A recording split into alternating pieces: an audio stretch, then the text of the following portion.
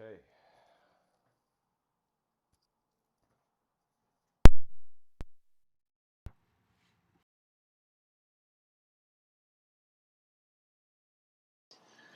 All right. Hello, everyone. Welcome to tonight's episode.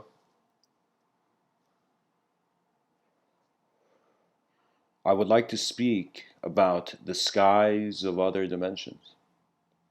And I would like to share most immediately that the human being has evolved through a very long spectrum of time. We have evolved after 4 billion years with a sophistication to ask questions rather than just living in our answers.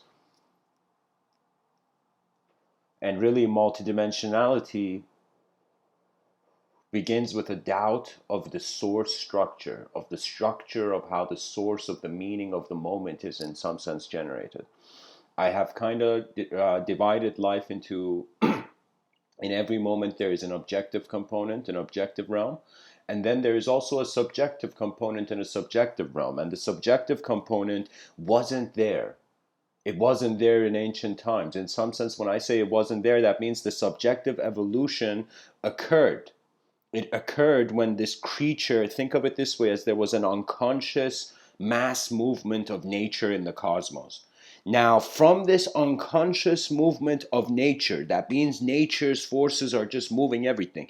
There is some creature that begins to separate from the earth that it has extended from. What that means is the evolution of feet brought forth the first beginning requirements of a greater dimensional perspective. We became separate from the earth. Now, still, there isn't the consciousness of it. Okay? What I mean by that is there could have been potentially loops of evolution. This is a concept I've kind of, it came to me in the sense that I thought of how savage, how chaotic would it be that if there was, before there was consciousness, this creature was just conscious of moving. What does that mean? That means the universe started from simpler efforts, as if the efforts of a single dimension amplified into the multidimensional. So what that means is, back in the day, the purpose of life for let's say an evolutionary kind of scale, it's like that creature that stepped out of the waters and came onto land. Like, the evolutionary purpose was just continue through environment. It was just expression oriented. Now we human beings have reached a point where our expressions have crystallized. They have crystallized in various subtle ways that we can acknowledge from our personal truths or from certain objective truths, or what I would call subjectively oriented truths. You know, that means some things are real not because there is evidence for it, because there's trust for it. You know,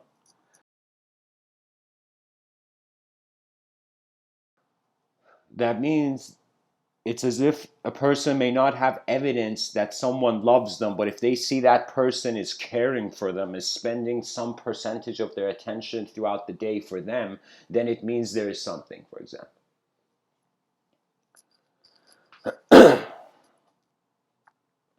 I want to speak more about this kind of unconscious movement of nature and a sort of the first separation of matter from a collective matter. Do you know? That means it was like just the surface of the earth, then a creature popped out smiling. Smiling with consciousness. So, this creature, I consider that the subjective evolution, to be honest, what really helped me kind of come up with this, the subjective evolution, is really that I saw a caterpillar. It changes its whole being into a butterfly as it goes into the cocoon, and it's not the caterpillar is practicing for years, doing everything right, planning. It just reaches a certain state where the purpose of its design shifts you know so when a caterpillar goes into a cocoon and became a butterfly, I'm like, whoa, they're saying that the human evolution took billions of years, but look at how quickly this caterpillar transformed into a totally different creature with different wings. Do you know? So I began to kind of see that that fascination of seeing that caterpillar go into the cocoon and become a butterfly, somehow my mind intersect the designs, the patterns, and I began wondering, wait a minute. It was as if from an objective oriented creature, there was a metamorphosis into a subjectivity. So what I mean by that is that there was a completion of the experience of attention on a pure objective basis.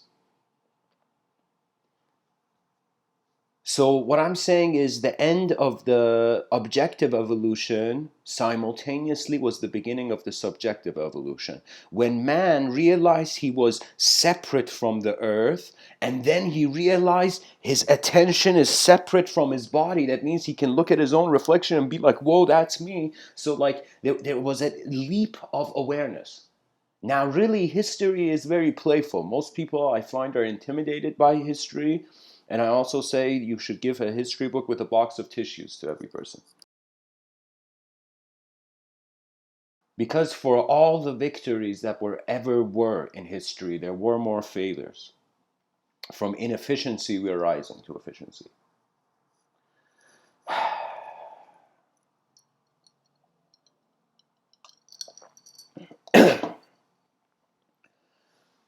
The world has become more of a multidimensional place because there is more we acknowledge from this vast landscape. You see, it was the landscape was purely objective. Then subjectivity came. Somebody, I don't know where I was hearing this, but where I heard this from, I think it was Terence McKenna. But he was saying something very incredible. That the first time people began having their subjective realms evoked, they became conscious of themselves. They also became conscious of what you can say is subjective material. Okay, so let me tell you what I mean by subjective material. That means when I look at an object in front of me right now, there's a cup. There's a cup in front of me, okay? I look at this cup. Now, imagine back in the day, people would look at this cup and only see a cup. They wouldn't see anything else. Well, now imagine one person for the first time looking at this cup and wondering if there is another cup like it somewhere else, or wondering if this cup comes from some other cup, you know? Other design of a cup. So the mind began seeing parallel material duplicates of the moment. Okay, and so this was kind of savage because in early, you can say more primitive societies, the person would get a thought like the Mayans, they were reacting on the first waves of data that hit them. The human being now in 2020 has reached a sophistication where many waves of information can hit you and you can still stand as yourself, as your moment. Pretty much, to be honest, maturity is about realizing the playground was made in a battlefield. The playgrounds of your youth will be found in battlefields of your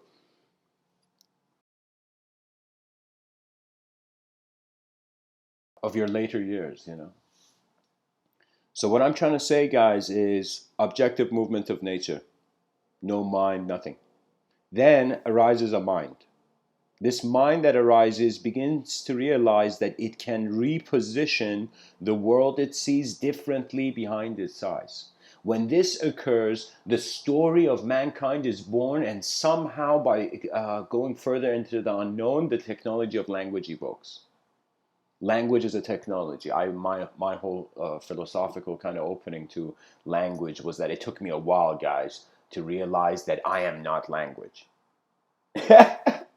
I am not my voice. My voice is a part of the content of the moment.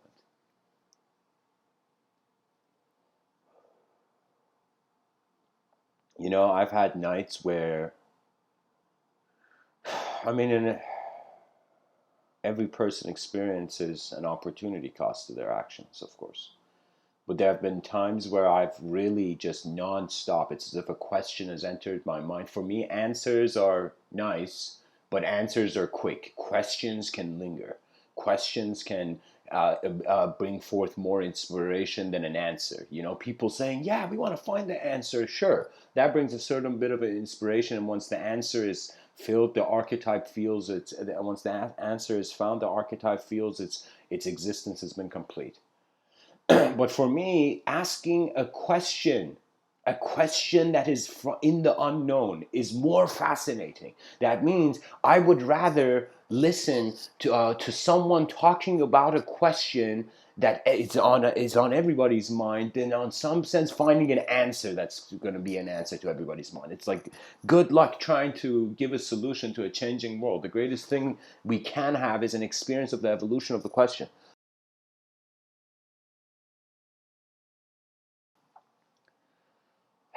So the skies of other dimensions. I got to say this, that I found it very fascinating, guys. I'm going to kind of share a bit about my conditioning as a human being right now. And this is personal, and I hope you as a listener respect its privacy, but I'm going to share it because there's an important point in it. When I was young, I was raised in Iran till the age of 7, then went back to Canada, and been there, every now and then in the summers, every couple years. But I'm telling you this, that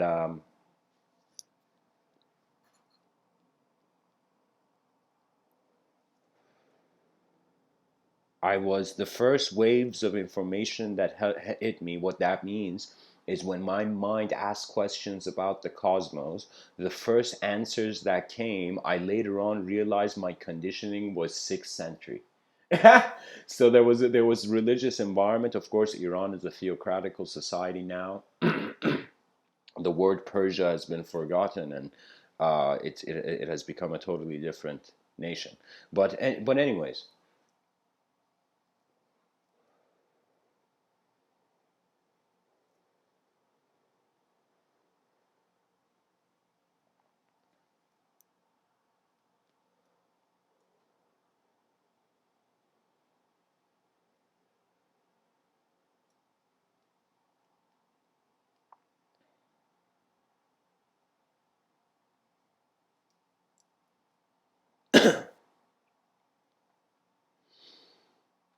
I can simply say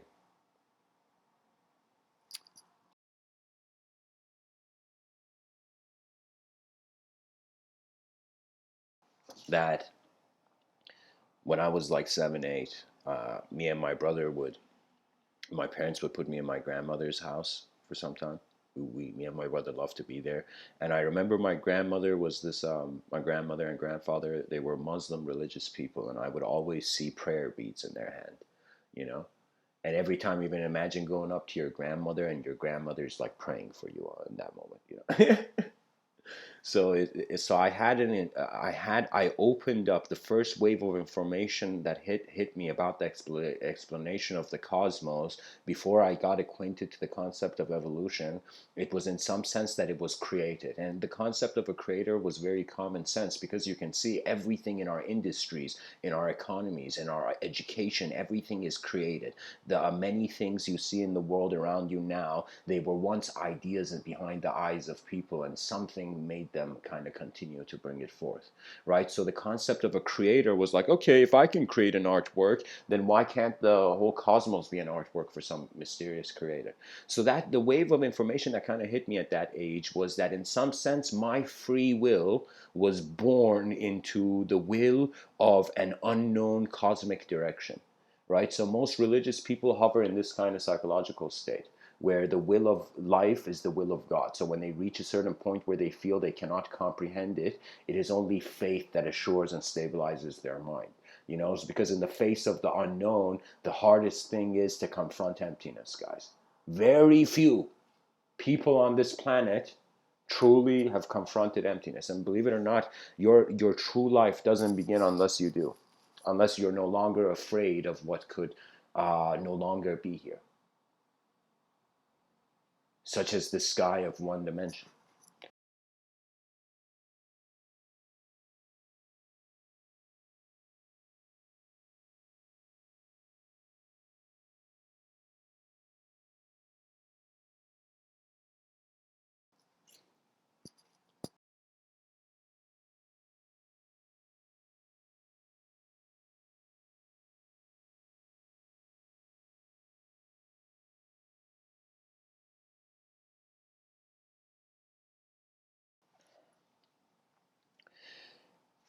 In the Islamic book, the holy book, the Quran, there is a suggestion, and I'm saying this, of course, respectfully, because there's many ears that open up to the world differently. But I will say this, that the idea, the first wave of information that hit me, I realized in the Quran, a few years later. Than it's not like when I was 8. Like it was when I was like in my teens. I became acquainted with the idea that in the Quran they say that there are 7 skies. There are 7 dimensions. I soon began to understand that religions are actually multidimensional interpretations of the world. And these interpretations of the world, of course, and the world is just like there's one thing in front of us and we're wondering what it is. So what happens is the effort of the subjective realm is always the addition of the dimensions. So when I thought, this was of course years later after my teens, but then I thought about the skies of other dimensions. I thought about, like, okay, let's say there were 7 skies, parallel dimensions to this earth. Okay, so let's say, and in the Quran it says, in the holy book it says that at the end of days the sky will crack, as if like this world is a sort of simulation beyond the free will's capacity to comprehend.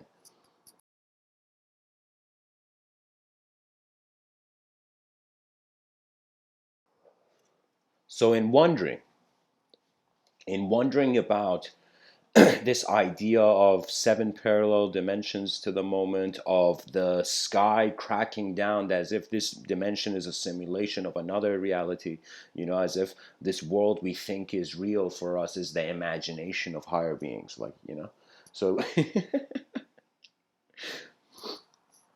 this is a moment in history, guys, where a man has realized he's the imagination of the gods. But anyways, guys, let's get back. I don't want to get too playful. The idea of a multidimensional reality. In many holy books, the beings are not. It's very obvious that it's like the global audience is multidimensional. The holy book of the Quran, for example, it is presented in a world where it is not only being said to man, right? So it's as if the prophet is speaking to 2 different dimensions in the Islamic context, 2 different kind of beings.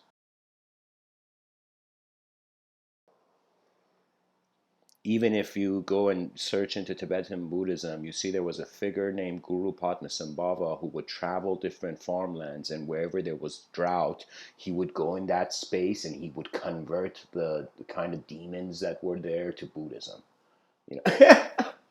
Honestly, ancient people lived in a more multidimensional place, guys. We have kind of went from suddenly an explosion into imagination into a more crystallization of imagination. Right now our thinking is like diamonds in 2020, but back in the day it was like something else. It was more rough. So, anyways, I realized that even though I'm acknowledging I'm on Earth at that age, like when I was young, I was like, all right, I'm acknowledging I'm on Earth. I acknowledge I was born. And when I was a young, kids don't think about the end because they shouldn't, to be honest. um, it's like nature's design. If you're in the beginning stage, don't fear the ending. It's like unless you begin, you can't end. You know. So um,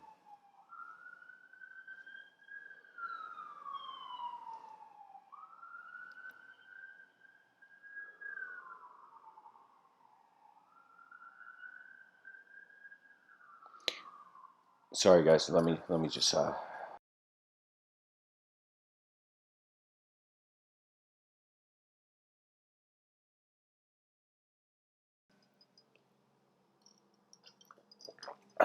God. All right. Let's speed this up, guys. Pretty much in my youth, the first wave of information that hit me was a religious context. I began to see that the religious context was an approach to reality, that after the evolution, after a sort of shifting of behavior from worshiping objects, we began worshiping ideas.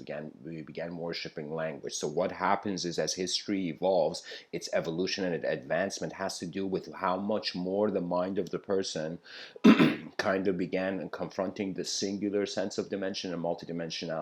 So what does that mean? That means um, In my youth, because the world was multidimensional, I could accept a singular dimension.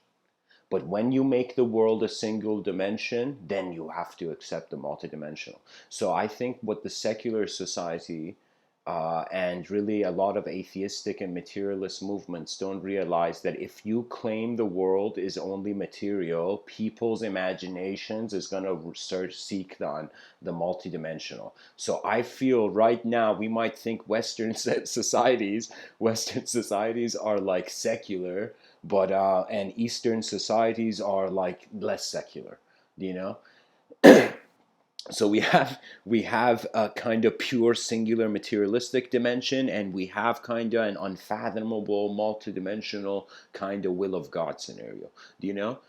So it's like either just this room is our existence, or there's many rooms beyond, and the mind beyond is also kind of administering those rooms. So you see these mentalities, okay? I'm simply saying they will replace. That means right now in 2020, I'll give it like 80 years, let's say, till 2100, okay? It's going to become an incredibly materialistic, pride-filled kind of society, Western societies. But they're going to reach a point where it's called, I call this the boredom effect, and it happens even for civilizations, where people, in finally accepting the truth, realize the purpose of life is not to just accept a snapshot photo. You know, what that means is,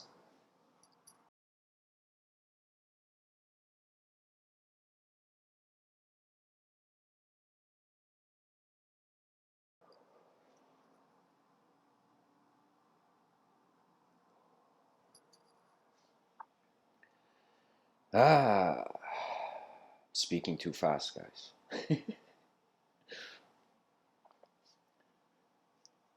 Multidimensionality dances with the singular and the void. All of reality currently is divided between four dimensions, and you can take this as like I say the zero dimension, the singular dimension, the dualistic dimension, and beyond the dualistic dimension, most people think it's the third, but I will say the moment you go beyond duality, you have access to infinity. So the fourth dimension is not objective, but the three dimensions are, have a sort of relationship with objectivity. And think of it this way, that we are saying we have an objective existence. Like, look at your body as a human being right now, as a member of the Homo sapien. The species we're in, the technical term for it is Homo sapien sapien, right? So we are 8 billion Homo sapiens on this planet, being like on a rock in the middle of nowhere, being like, what now?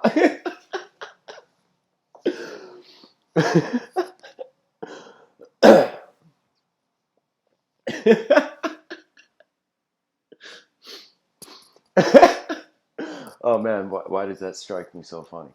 Uh,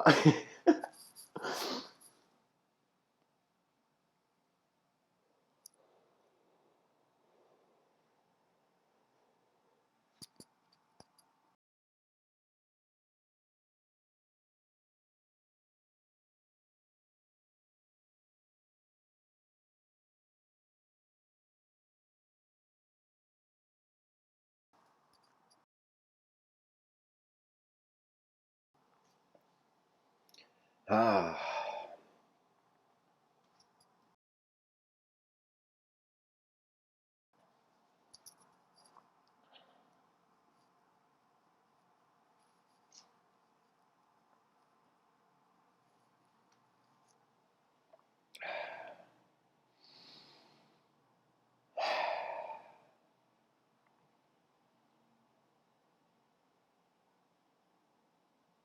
Eastern societies in 80 years may become incredibly secular, and Western societies may become incredibly non secular. The world, if you look at history, it's simply like because something is continuing, patterns develop. Because patterns develop in accordance to the conscious continuity, that means what I can really speak about is from the moment I have existed on this planet and all the laps I've taken around the sun till currently now, I can speak about my conscious states. Do you know I can't speak about the 1/3 of my life that has been being asleep? You know, that means everybody sleeps like 1/3 of the life. I can't. I can share, of course, in these talks a lot about the movement of my attention. But what I'm saying is really, we have to have an ability. I call this like I acknowledge people as pilots. They are moments of attention and intelligence, and this attention has a velocity, has direction and speed. Its speed is based on how much it takes care of its biological existence and how much it cares for objectivity. That means you may say, Mr. Within, are you telling me to care for an atom?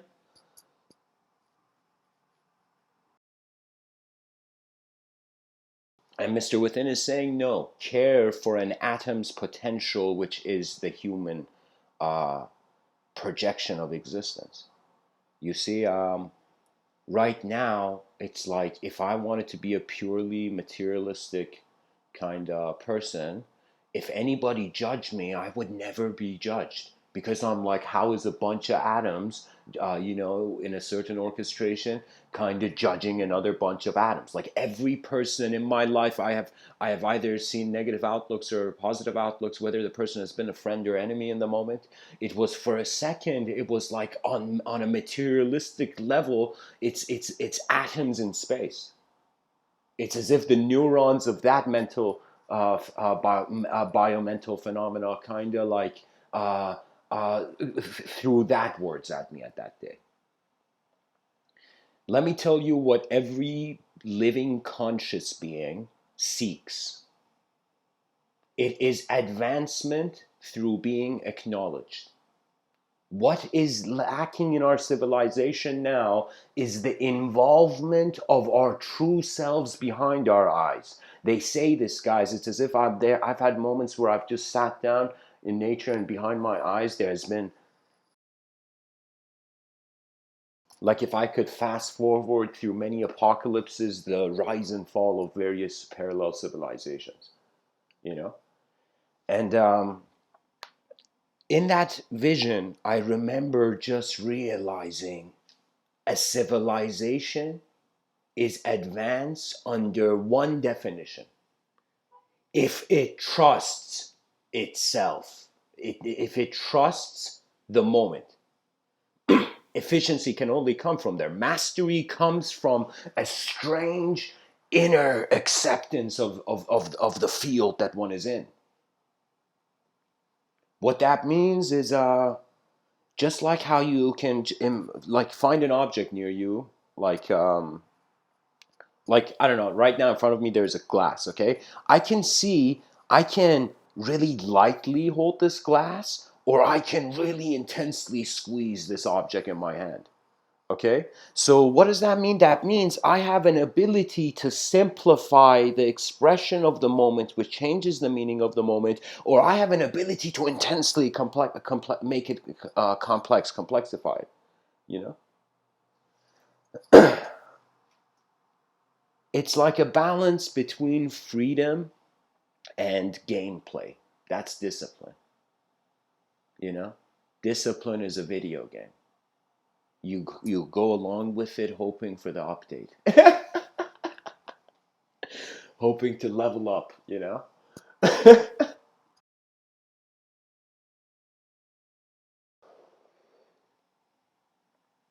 In the 6th century mentality of the world, at least through the Islamic context, which I was in Iran introduced to at a young age, I came to realize that I had kind of accepted a version of the world that is multidimensional without me knowing what it is. That means, like when you're in your room, let's say you as a person come home at the end of you finish your work for the day and you come home, and so when you come home,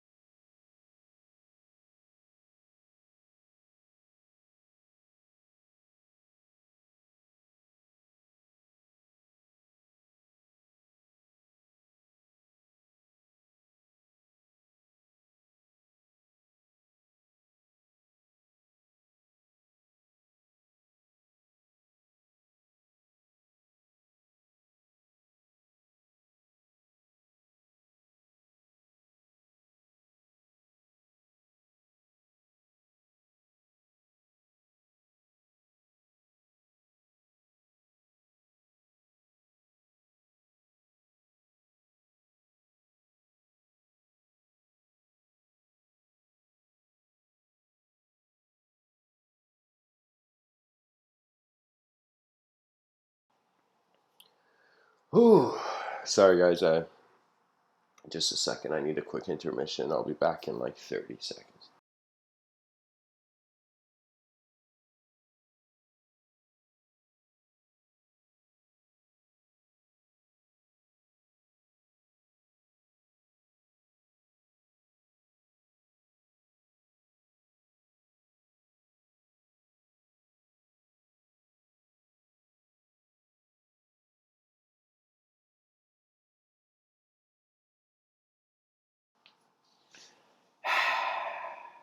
All right.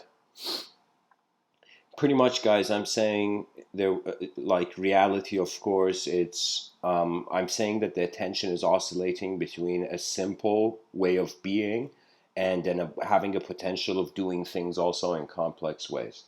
Now, there's different ways of studying reality. Uh,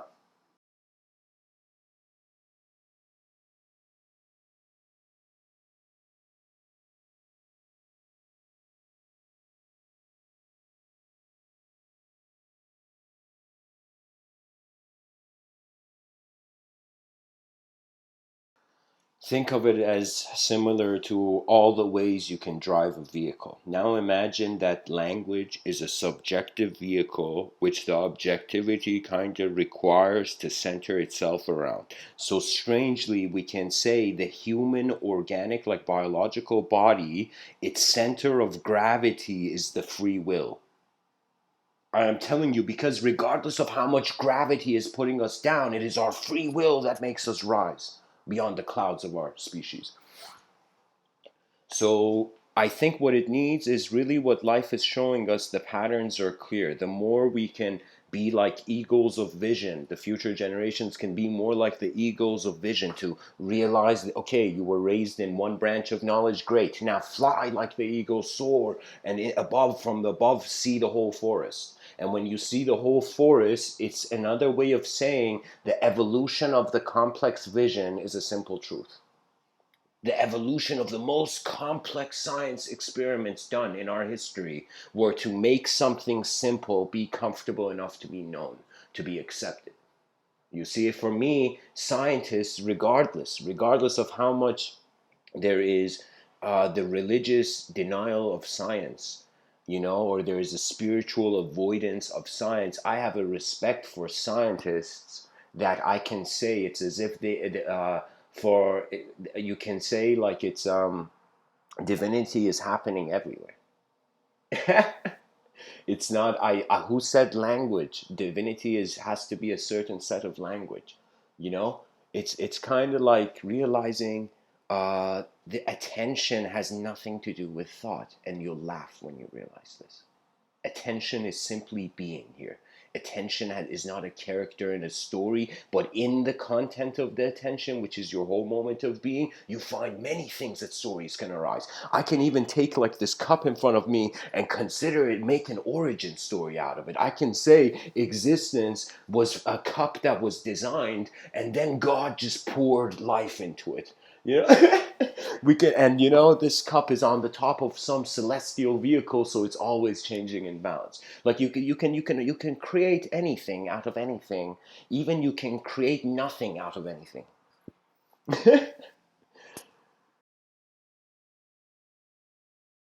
I know that it has to do with the experience of the human being. There's 8 billion pieces on this chessboard, but these 8 billion pieces on the chessboard don't even acknowledge the same chessboard. Imagine every piece on the chessboard seeing a different rules to the chess, to the whole chess game, you know, to the whole chessboard.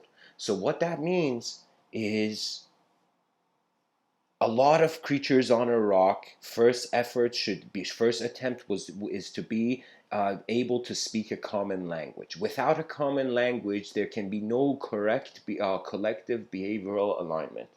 Okay, so that common language has to start from everywhere. You can say, just like to speak English you got to be acquainted with the alphabet, English alphabet. Similarly, we should have an alphabet of universal values where, in accordance, in relation to them, we communicate. You see, communication is expression at its core. but it's the attention and the momentum of it defines how the communication arises, you know. I'll tell you a story. I remember I was in grade 10 in in Canada, you know, and in Toronto, and I'm just going to tell you, I had to give a presentation to the whole class, but the teacher was absent, so the teacher had left behind like a camera, you know, a record camera, you know, um, and I had to present in front of the whole class in this camera, right? And I remember at that time I was a very quiet kind of kid, quiet, shy kid. So the whole thing was pretty, like the whole presentation started with me just being silent for 30 seconds and then just saying hello to the camera, which suddenly, I don't know, there was something kind of like hilarious about that. And then throughout the whole, like kind of, you know, I was so nervous in that PowerPoint presentation, I would take breaks that I would drink water. So I would. I don't know. It was of course being recorded. It was kind of like, but I could say in that moment there was I didn't give myself freedom to be in that moment. And because a part of my mind had not given me freedom, it had at least given me freedom to do other things. Do you know what I mean? As if you feeling you're getting judged based on certain movements, so you only do the movements that you don't feel you're being judged.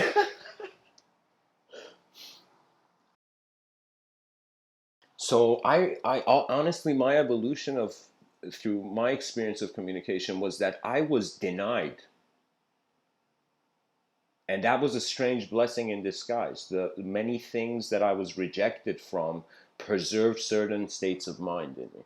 You know, so I went from a quiet, very quiet external reality to suddenly realizing, holy shit, I'm a temporary being. You know, the body is here temporarily, therefore your voice is here temporarily. Every day happens once, and before you sleep, what is the value of that? This whole system of phenomenology that our eyes are open to, you know? So I realized that sure, any person can go buy a video game and start playing a video game. But guess what? Life is a video game where you've already started to play the moment your eyes awaken, and the consequences of it are more real. That means imagine, like you see nowadays, there's a lot of.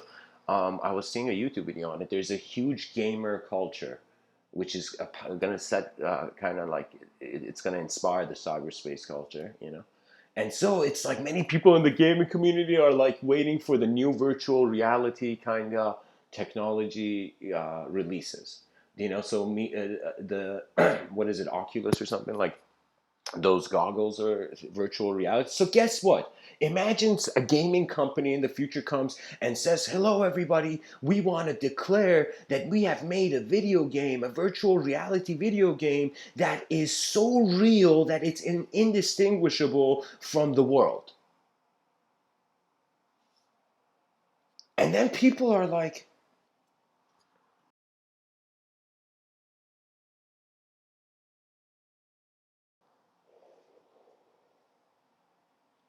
why should do you know what I mean? I'm trying to set this picture that it's like this video game is indistinguishable from reality, so the greatest video game will be reality. You will play many games in life until you realize there is a living that requires to be done by each genetical DNA. The DNA carries something, guys. Everything your ancestors wanted and ran away from, you are strangely in a subtle way basking in. You know, sometimes I sit down and a sort of behavioral mentality arises, and I know if that's from my genetical reality or it's from my attention. Do you know? So patterns, behaviors, many of these, the programs of nature, the more something animates, the more complex its dimensions appear to us. So back in the day, I guess in the religious context, if a voice from the unknown came and painted a picture of the known, that there were multiple dimensions, there was a sort of earth, heaven, and hell, what that meant was it was another way of saying, hey, human being, the unknown is talking to you.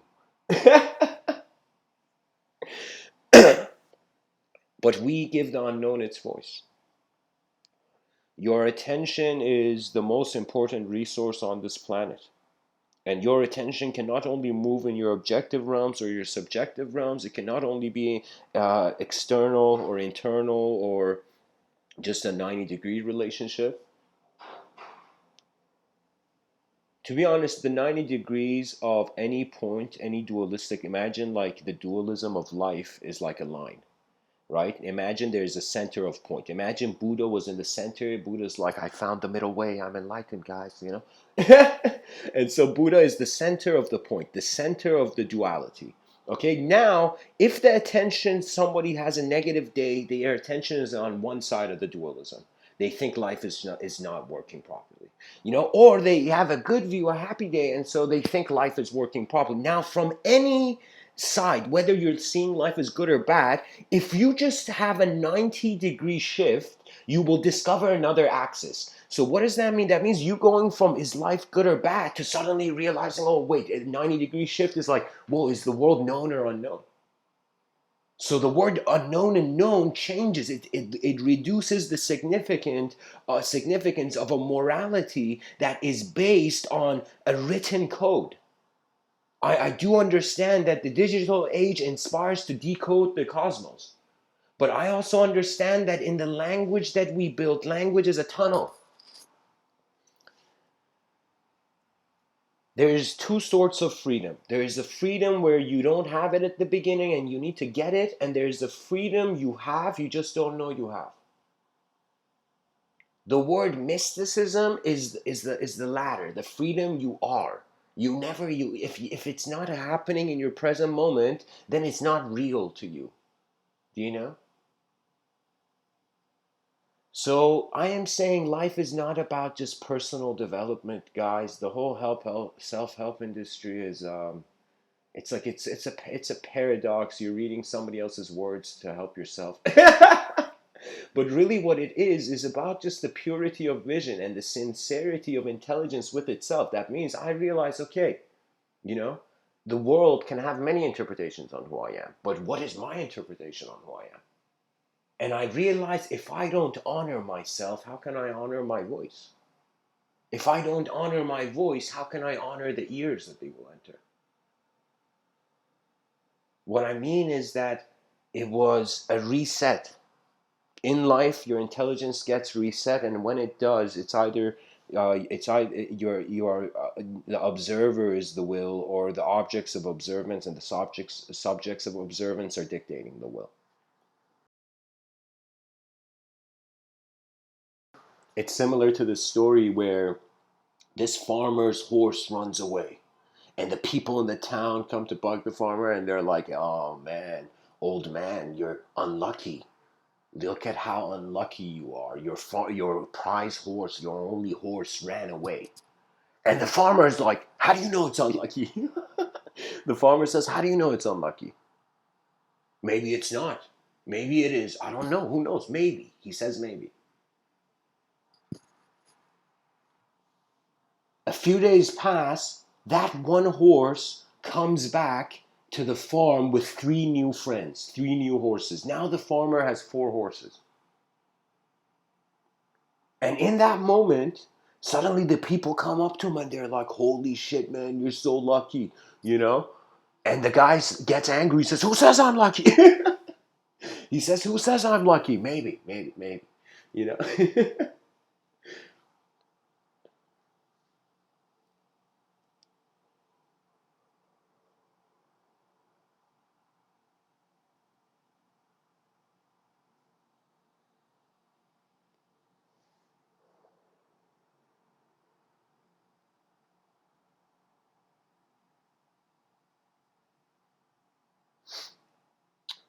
The next day, his son falls down, his only son, the farmer's only son falls down and breaks his like leg, like in a messed up way, you know?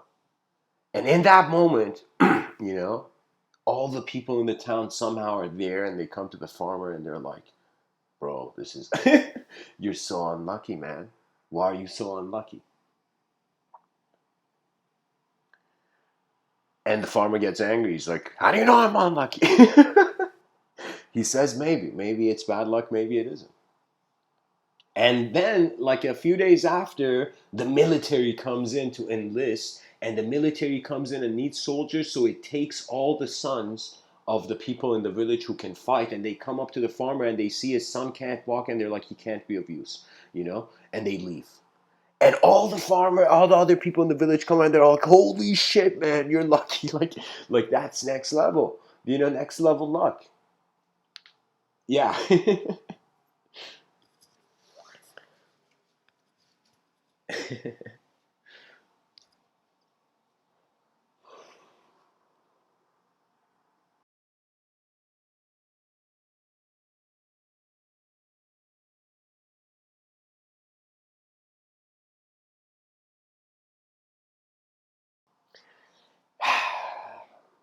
As I have been corrected. Guys, the conscript officer, when he says no, I could tell you the whole moral of the story is that this man never gave a value to a changing system, and that was the wisdom of reality. The wisdom of reality is like realizing it is a changing place.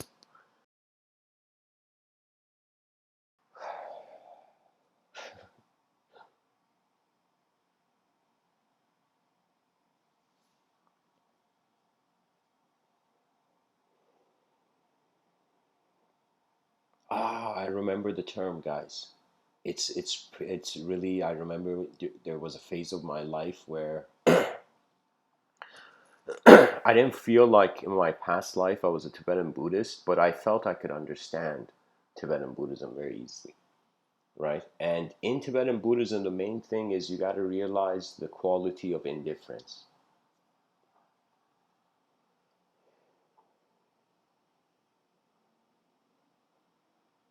I believe the Buddha says there are three jewels. It's like acknowledging these three jewels brings ultimate contentment in your life. To acknowledge that there is impermanence. That means regardless of how joyous, how sad, the moment marches forward.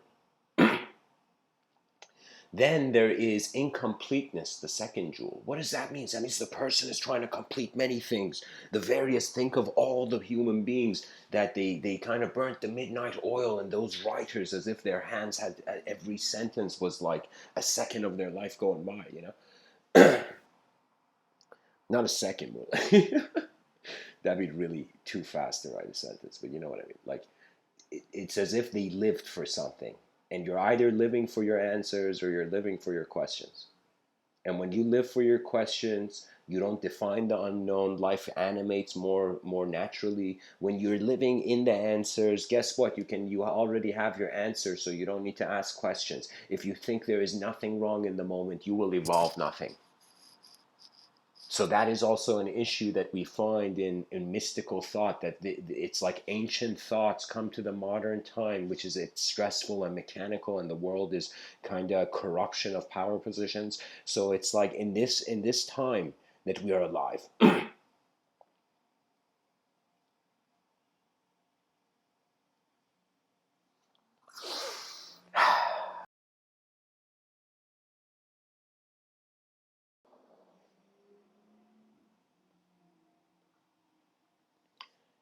The pilots of consciousness must navigate as their whole plane of existence. After confronting and becoming content with your inner dimensions, then you can put them down. You don't have to hold on to them all the time. You see, most people, when they really go explore the unknown, it's a bit sad because they feel they have to carry something for the rest of their life. But really, it's like life is not per se an animate, personality oriented thing. There's many dimensions of life that actually go beyond the language threshold. To even speak this to audiences who are fans of science, Carl Sagan. Carl Sagan, um, fans of the scientific method, Carl Sagan said something that he was, of course, relaying this other writer who had said it. I don't remember the other guy, but it was the story of flatlanders. And the flatlanders is this idea that imagine there's a flatland, there's a two-dimensional plane, and there's like squares and circles and triangles on this plane. Imagine now these squares and circles and triangles, they've made three nations, the nation of the squares, the nation of the... Okay, I'm man-made it too much. There's a flatland, okay? They're all one community of 2D shapes, okay? Now imagine one of these people goes up to a mountain or a cave, and suddenly out of nowhere there's a cube. We place a cube. Imagine just putting a cube on a desk. We are putting suddenly a three-dimensional object into a two-dimensional reality. Now the two-dimensional beings, they don't see the cube. They don't see the three-dimensional cube. They only see the two-dimensional influence of it. So as far as the flatlanders are concerned, out of nowhere, we just brought forth a square in their reality. So it's a miracle. All the flatlanders are like, oh my God, this square appeared out of nowhere. This square is divine. But no, that square is not a square. That square is a cube. It's just that the flatlands cannot acknowledge the greater dimension yet. And really, that's what I mean by the language threshold. In our two-dimensional reality, we can't perceive further. And it's the same with a three-dimensional reality. This is why time can be seen as the fourth dimension. Simply because you can be in the same three dimensions in two different times. Do you see? It's like an addition dimension. But what is beyond the time dimension? Guess what? It's just like how the 3D was beyond the 2D, the 4D, which is time. There's going to be something beyond it, evidently, because dimensions seem to go as far as our will continues to explore. The profoundest questions that many scholars have had through history is not just what is the truth. They're like, even if there was a truth, could we comprehend it? In the religious mentality, there is an intellectual strange humility, and this is why the strange religious ideology somehow can take away the need, because it makes the world mysteriously working. When the world mysteriously works, if you trust it, guess what? It'll still keep working. It's as if it doesn't matter if I press play, the song is gonna just keep playing on the speakers. Do you see? So it doesn't matter if life is something where you eventually have to go through the symphony, go hear this life out. So eventually, how can I say it? It's like if you have to journey still, what does it matter with what story you're journeying?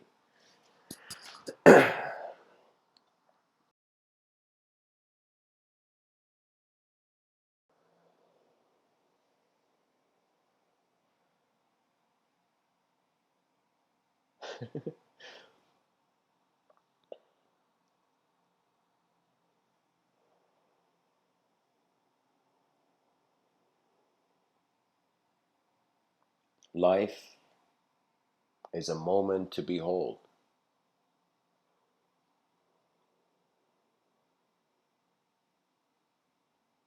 We are intelligence holding the body and body holding the intelligence simultaneously. The Vedic tradition would say Purusha and Prakriti.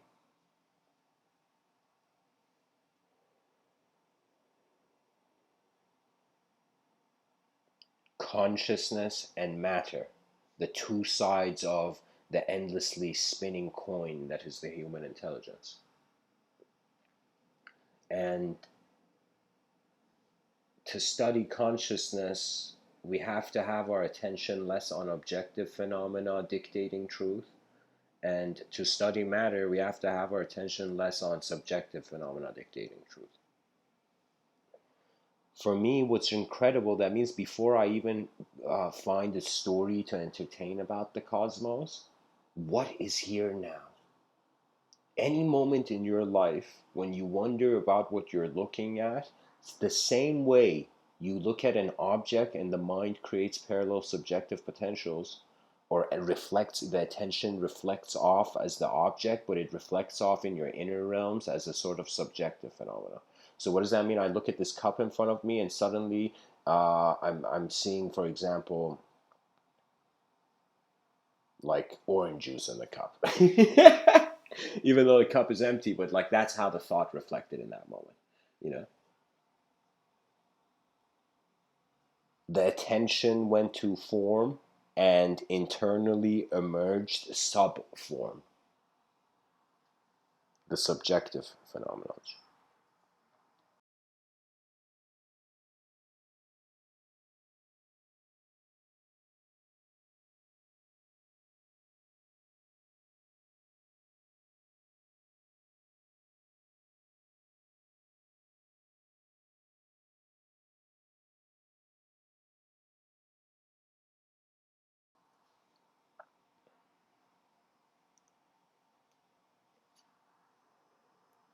By the way, guys, in any moment in this talk, people can also ask questions about the theme of the talk as well.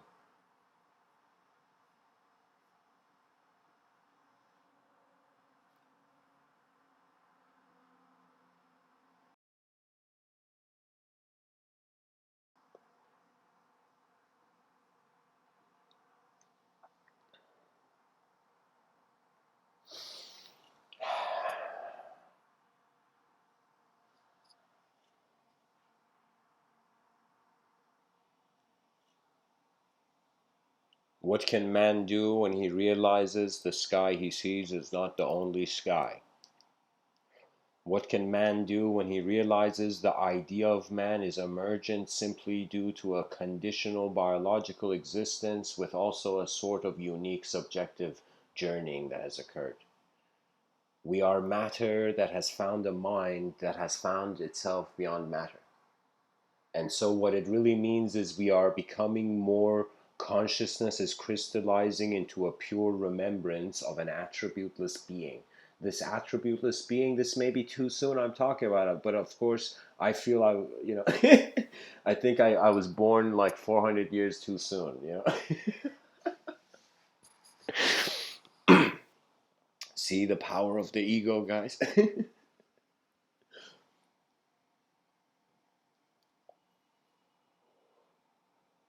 To wonder about other dimensions means to wonder about other senses of self, or wondering about how a new experience is going to be acknowledged as a memory. A lot of life, like right now, people don't consciously think about their heart beating, but their heart beats.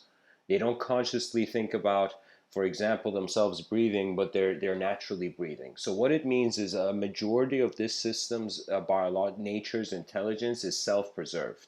It's just like the design knows where it's existing in.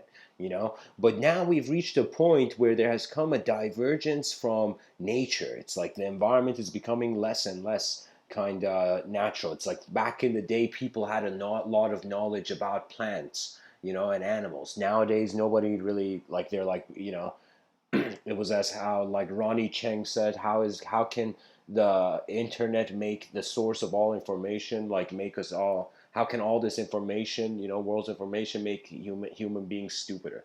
You know. And it's because it's taking away the questions that life requires to evolve itself. Those questions were accessible in nature. This is why the yogi went into nature and got liberated. They got liberated by shifting the external environment to one that respected the law of life. The moment there comes a detachment from the concept of consciousness and life philosophically, that is when there is the danger of the civilization wanting to continue its consciousness beyond the biological body through a technological means.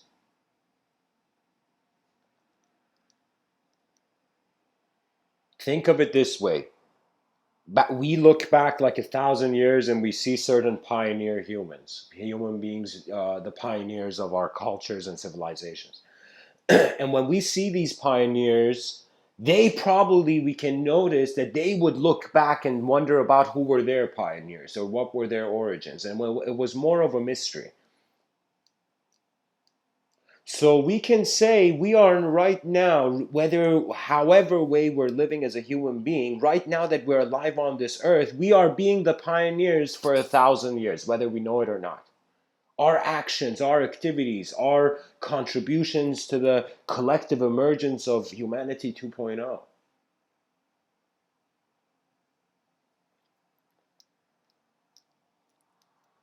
And I think, the year 2020 is the best time to talk about humanity 2.0.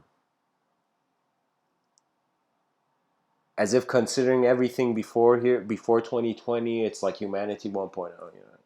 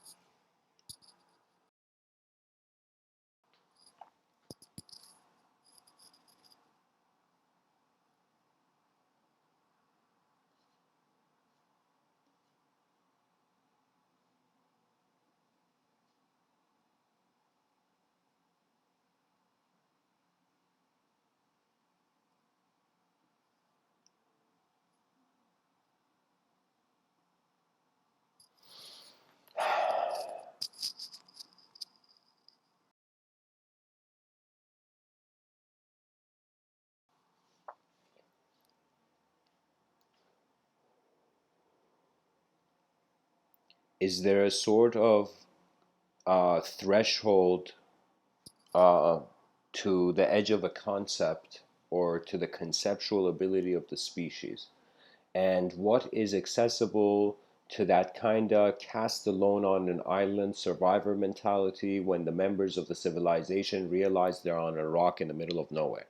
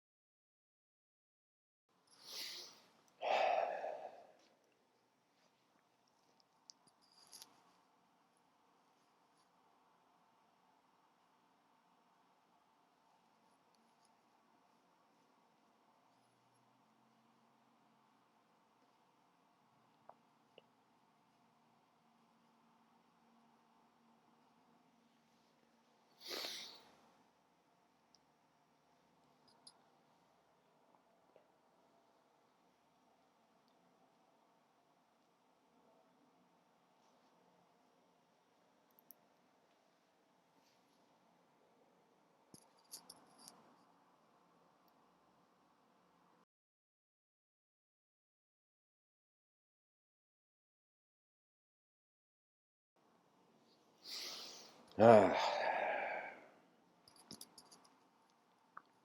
sorry guys, I'm just considering multiple things. Um,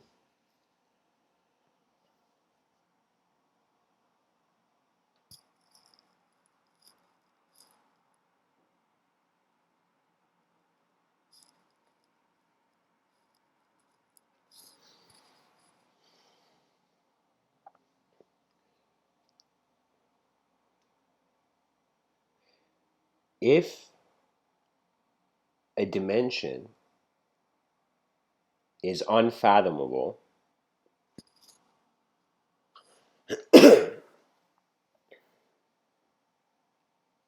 we have to at least decide how it is unfathomable.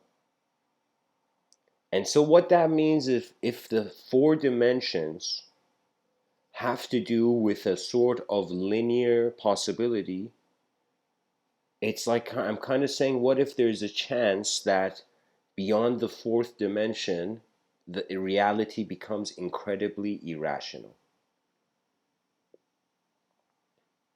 That means a certain range of existence is linearly comprehensible, but beyond that, it's like there's no way to conceive it. Literally, the consciousness is not individual, is not in duality anymore.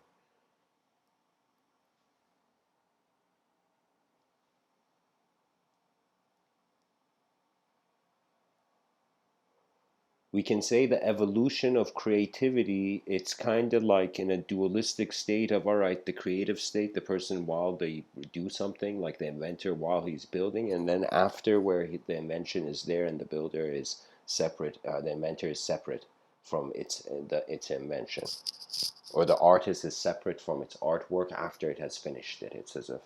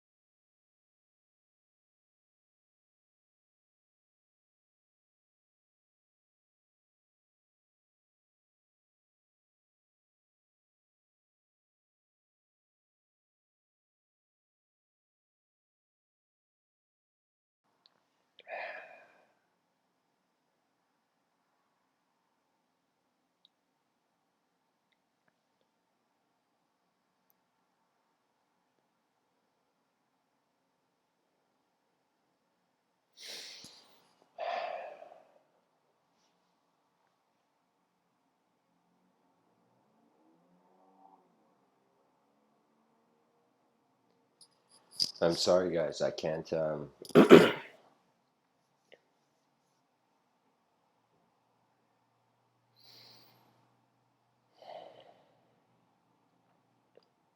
I'll end off with this. The skies of other dimensions are parallel potentials of how the mind is animating itself in various states of change. The environment influences us, the inner environment also influences us. Reality has to do with the free will's creative expression throughout the day. What that means is, in order to feel free, you must be able to move in a sort of effort of your own inspiration. Now, life is something where, because our attention imbues it meaning, kind of like Buddha said, like when you look at an object, it's empty. If two people saw the same object, they could totally see different meanings from the object. So meaning is being imposed into phenomena. So that means in order for life to become really meaningful, you have to have a good reason to impose your attention on phenomena. I have kind of concluded that the greatest thing for an individual human being can do is simply to help advance advance their civilization. Imagine we become a civilization that's just every person, all work is driven at making our civilization advance, but advanced in with a totally different interpretation of what advanced means. Advanced doesn't mean just cool technologies everywhere. It means a sort of equilibrium between nature's simple dimensions, simple ways that life is being experienced, and the complex ways that life is being experienced. Pretty much, there's human beings with various abilities to see meaning in the world. Now,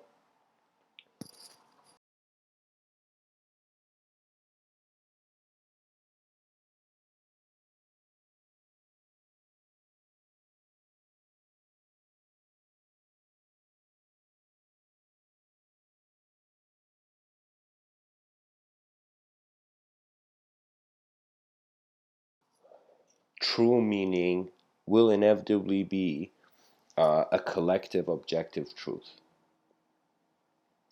That means when our minds speak the same language, many collective rhythms will occur where it's as if you can fathom, at least if a group of people driven by one ideology, how they would behave. I want you to now imagine 8 billion people driven not by an ideology, by a vision, a way that the world can be. You see, I realize any moment in my life, anything that has happened to me, I could have reinterpreted in that same moment, a different moment. So, really, internally, you find a freedom from subjectivity. Externally, you find a freedom from objectivity. And believe it or not, unless you can accept chaos and order equally, there will not be a sort of the attention will be distorted, you know?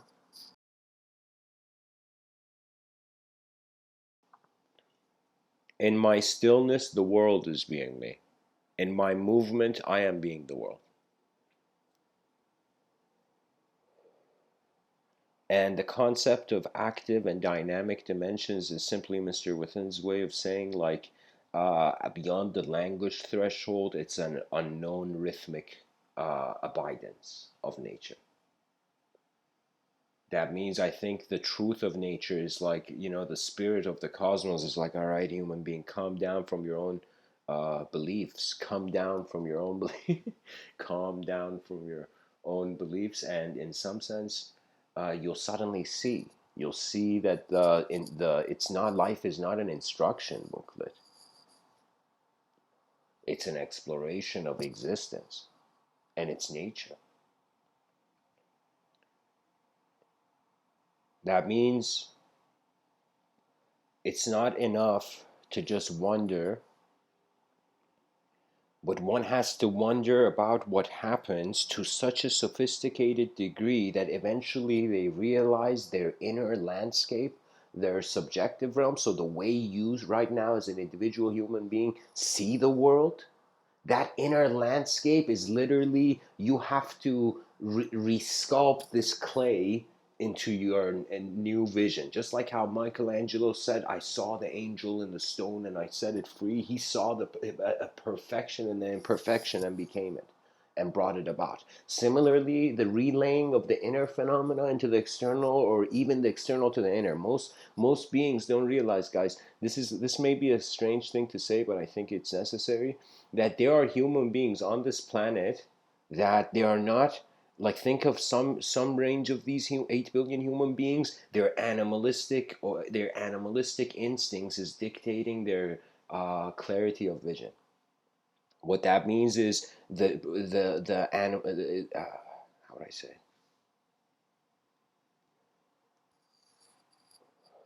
The bottom of the mountain was savageness, we're climbing to the top of civility.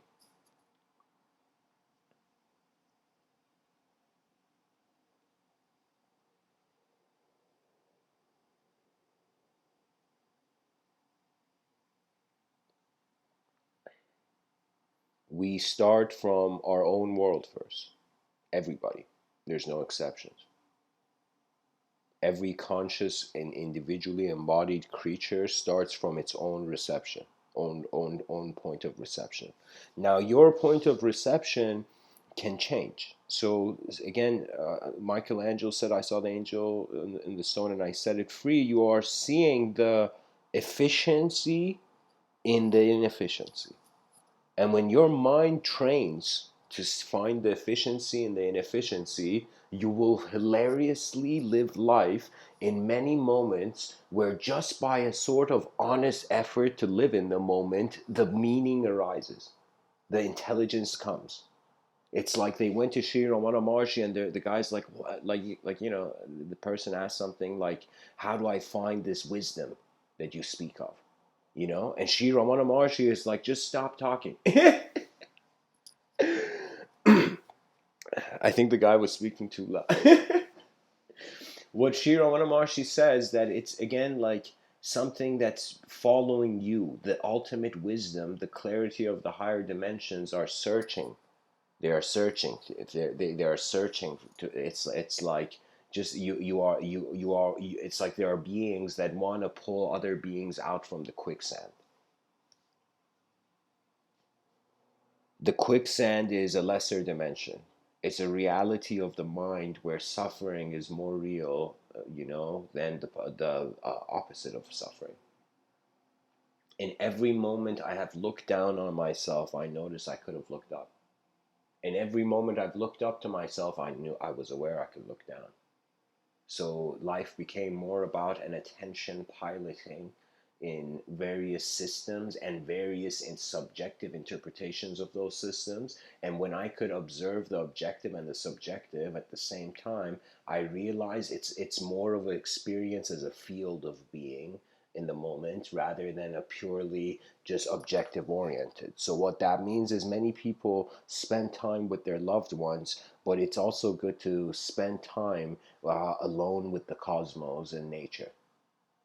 Not too long, but I'm just saying in a certain way where the truths of reality emerge, clarity emerges, wisdom finds itself experientially satisfied. There is an experiential hunger for any being that repeats something too long. Who was it? Like some poets, some philosopher. He said, philosophy. Sorry, he didn't say that. He said, habit is the decay of the mind. And I was like, oh my God, that is so true. Because if one is repeating the same action, they are not spent, the opportunity cost is they weren't doing something new. So I began waking up throughout the day and thinking about, all right, life can have any model presented upon it. I could draw any blueprint, but how about I just entertain the unknown? Let me just think that the world is an unknown place. How would my behavior with knowledge be?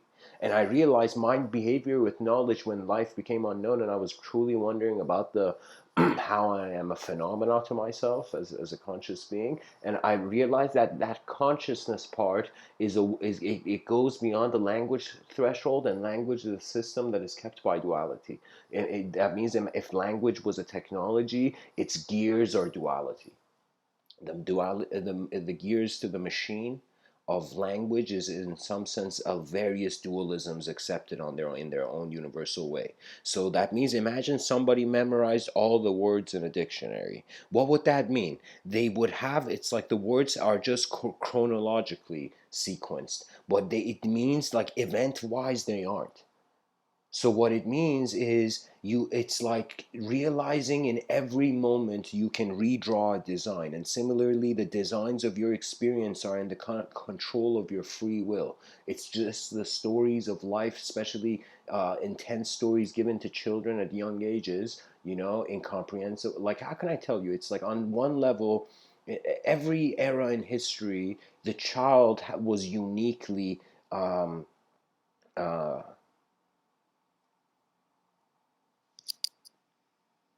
I don't know how to say it. It's like on some level, every person is on their own journey, but on some level, the human experience is similar. So I find is just acknowledge these various points as if like imagine the present moment is a line, and there are these is a dot, and there are these lines that are going through it, and this is the center of each line. The center of each line is intersecting in this one point. So one of these lines is the known and the unknown. The other is, in some sense, the visible and the invisible. Or you can say the observable and the unobservable. Another is the good and the bad. Then it's the efficient and the inefficient, the real and the unreal, the impersonal and the personal. And you see it's like a endless spiral of various axes in the central moment. So that means the meaning of life is literally like the city of Venice built upon stakes underneath a more subtler, like under the water is a reflection of the subjective realm. That means there are pillars of subjectivity accepted to be as real as the object they are ascribed to. So, anyways, guys, as we acknowledge dynamic dimensions of the species, we will wonder about how intelligence moves. We will realize the more the person seeks perfection, the more you heighten your attention to imperfection. The more you seek imperfection, you heighten your attention to perfection. Hence, the less you seek, the more you see. The more you seek, the more you're lost in what you are at first seeking. So I find it's like, what is the value of an individual life? Sure, imagine like every person had their own private island, and their everything in their bank account when they went and checked had the infinity symbol on it. So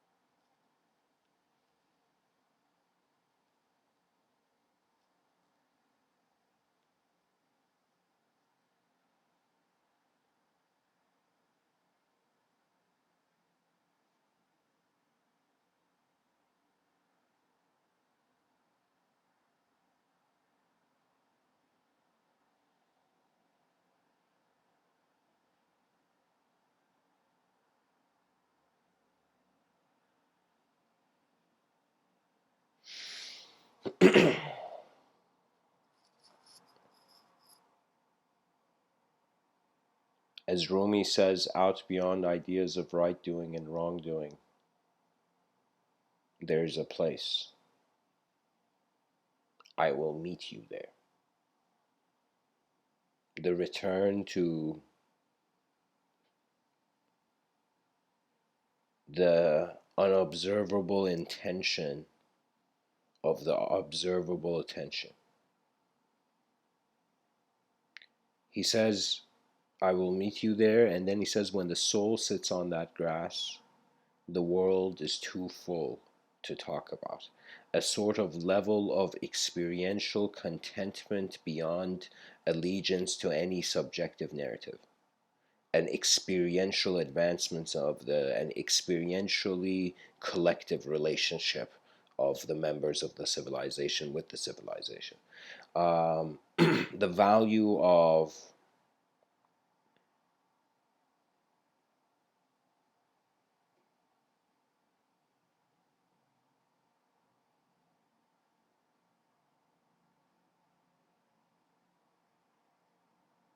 evocation of the new.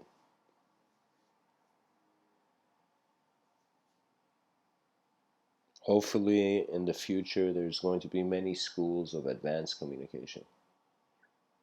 Hopefully, if one day I have the financial ability, I'll definitely uh, create a sort of archive, globally accessible archive of uh, every every unique subjective movement behind people's eyes. There's a lot of people on this planet that are having experiences that go beyond the scope of the mainstream.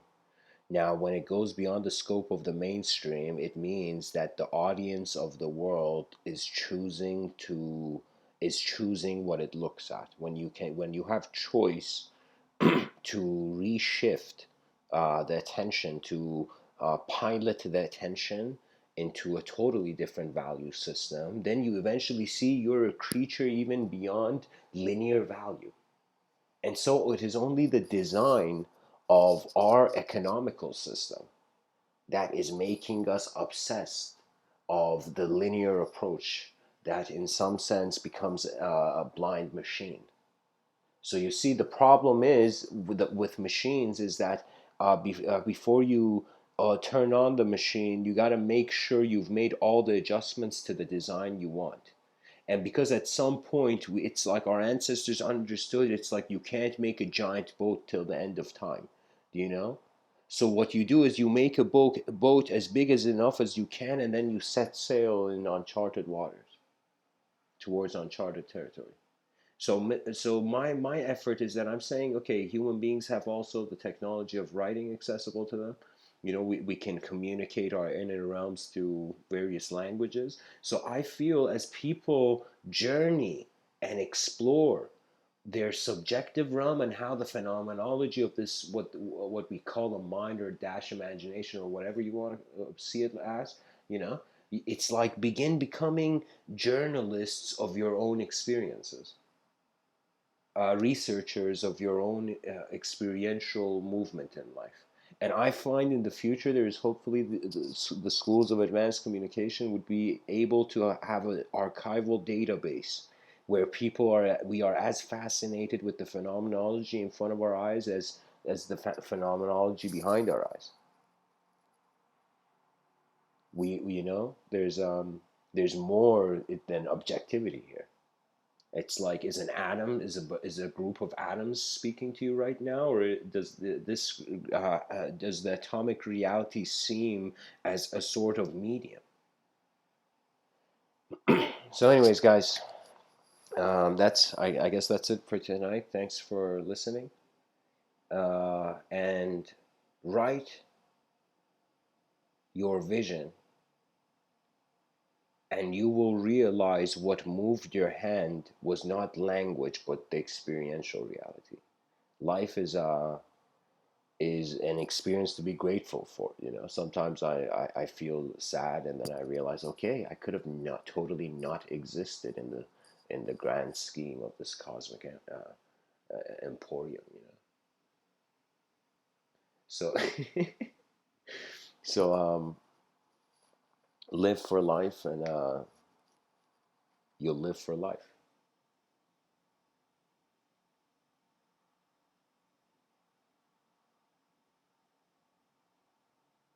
The moment is the door to every moment, to every view.